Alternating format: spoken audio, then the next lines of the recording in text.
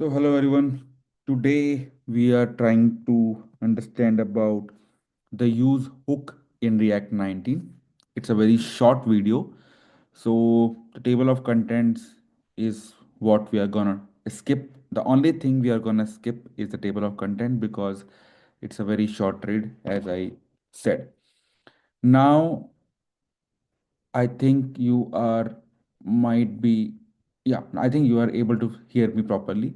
So what is the use hook? Is not use effect, is not use callback, is not use state, okay, and the other one is it's not even use memo. It's just the use hook. So it's a new React API that lets you read values from resources. And what are those values? Like promises and context are the resources. From there you can use the value. So it's very minimal basic syntax will be uh, use, okay, simple use resource. Now if we go to eraser, yeah, so now if we go to the key difference from traditional hooks. So it's unlike React hooks like use state and use effect. The use hook has some important differences. Okay. So can be used in conditionals and loops. That's a good thing. While regular hooks must be called at the top level of your component, right? Use can be used inside or use can be called inside if statements, loops, and other conditional code. Multi-purpose functionality. It works with different types of resources like promises, context, etc. It integrates and suspense with suspense. That means when used with promises, it actually works with React's suspense system. And what is suspense system? We'll cover it in a bit. Not in this video, but yeah.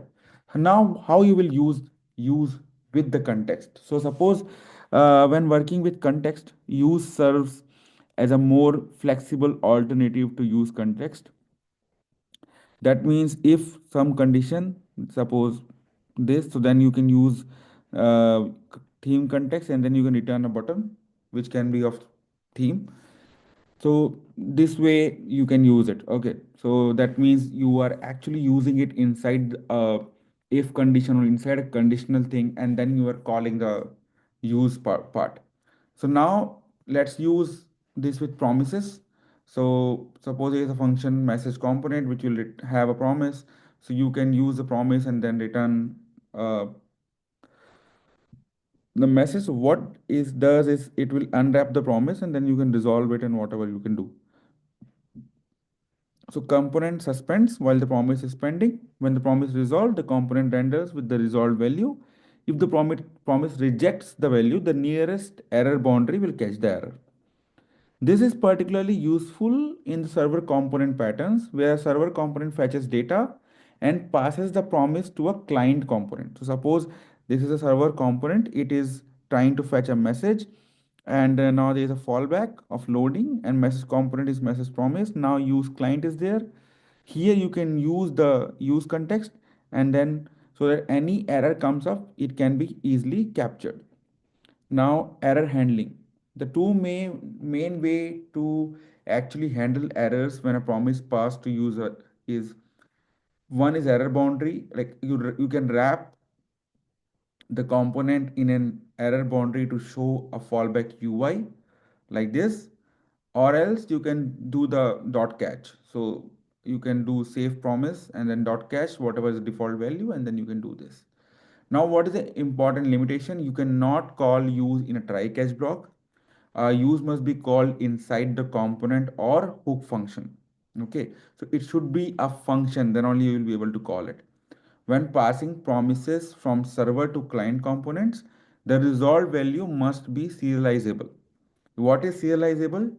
Tell me in the comment section if you are going to see this kind of videos.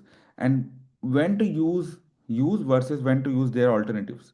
So you can use the use like in the context instead of use context when you need to conditionally get the context access, right?